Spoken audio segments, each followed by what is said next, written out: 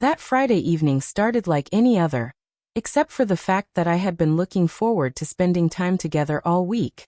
Work had been exhausting, and I thought maybe we could go out for dinner, laugh a little, and reconnect. But instead, when I got home, the living room was empty. The only thing waiting for me was a short note on the table. Going out with the girls. Don't wait up. My chest tightened. It wasn't the first time she had made plans without telling me, but lately, it had been happening more and more. She'd been distant, less interested in talking, always glued to her phone, and finding excuses to avoid spending evenings with me. I called her phone, but she didn't answer. A few minutes later, a text came through.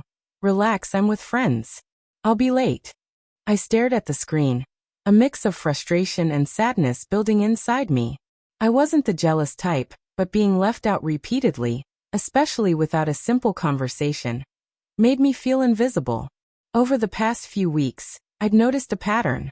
Every Friday night, she and her friends would end up at the same expensive restaurant, ordering meals and drinks like it was a celebration. And every single time, it was my credit card footing the bill. That morning, I had seen the latest statement in her purse. The numbers weren't small. But it wasn't just about the money, it was about the principle. She seemed to enjoy the lifestyle my hard work provided, yet had no interest in sharing any of it with me. That stung more than the charges themselves. So when she mentioned another girl's night coming up, I simply smiled and said, "Sure, have fun." I already knew what I was going to do. The plan was simple but sharp. The moment she sat down to order with her friends, she'd find out her precious little dinner wasn't going to be on me. That night, I watched her leave in her favorite dress, heels clicking confidently against the floor. I waited 10 minutes after she was gone, then opened my banking app and blocked her credit card. I could already imagine her face when the waiter came back and told her the payment didn't go through. She wanted independence from me on her terms. Well, I was about to give her a taste of what that really looked like. The rooftop bar was buzzing with laughter and clinking glasses when she arrived, the kind of place where everyone was dressed to impress, and the air smelled of expensive perfume and ambition. Her friends greeted her with hugs and cheers, already engrossed in stories and selfies for Instagram. I knew she thrived in this environment. Surrounded by people who adored her looks and the lifestyle she flaunted, where status was currency and appearances were everything. She slid into the booth, flashing a smile that was just a little too practiced, the kind that said, "Look at me, I'm having the time of my life." The waiter approached, and she confidently handed over the credit card, the one I had just canceled. The first sign that something was off came when he swiped the card, and the machine refused to connect. A polite smile masked his confusion as he tried again, but the card was declined. She glanced at him, trying to stay composed, then swiped it one more time, hoping it was a glitch. Her friends noticed immediately, their conversation faltering as they exchanged quick glances. "Are you okay?"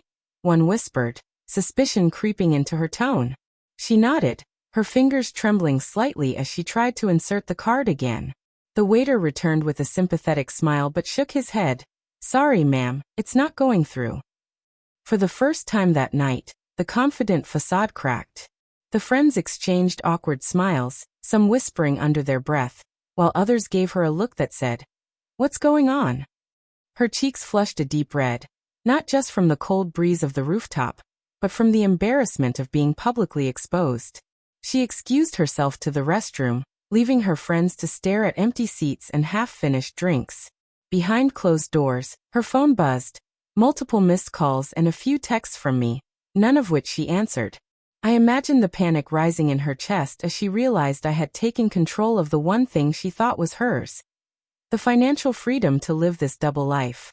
The night stretched on, and she returned to the table, forced smiles pasted on her face. But the damage was done.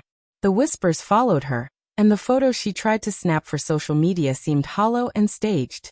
I wasn't there to witness the whole scene, but through mutual friends, I heard every detail. That night wasn't just an embarrassment for her, it was a wake-up call. The next morning, the atmosphere at home was heavy, thicker than any argument we'd ever had. She avoided my eyes, her movements slow and hesitant, as if every step was weighed down by the night before. When I asked about the canceled card, she gave a tight smile and said, I don't know what happened. Maybe a bank error. But I knew better. That night had cracked something open between us, and no amount of denial could patch it up. In the days that followed, I noticed subtle changes. She stopped going out as often, her laughter was quieter, and she seemed distracted, caught in a web of guilt and frustration. We started talking again, but the conversations felt like walking on thin ice, careful, guarded, and easily broken. For the first time, she admitted the truth.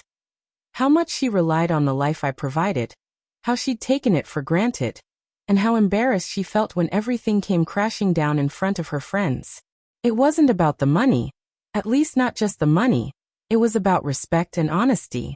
I told her that trust isn't built on expensive dinners or designer bags, but on being partners, sharing joys and struggles alike. She nodded, tears slipping down her cheeks, finally understanding the cost of the choices she'd made. That experience became a turning point. We both realized that the comfortable patterns we'd fallen into were slowly eroding the foundation of our relationship. We decided to rebuild, starting with small steps, honest conversations, shared responsibilities, and making time for each other again without distractions or secrets.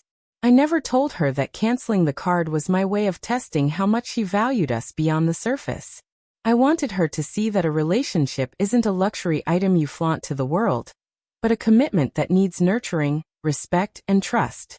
That lesson came at a cost, but it was a cost worth paying if it meant saving what was real between us. Sometimes, tough love is the only way to wake someone up from a dream built on illusions. And in that moment of embarrassment and honesty, we found a chance to heal and grow together.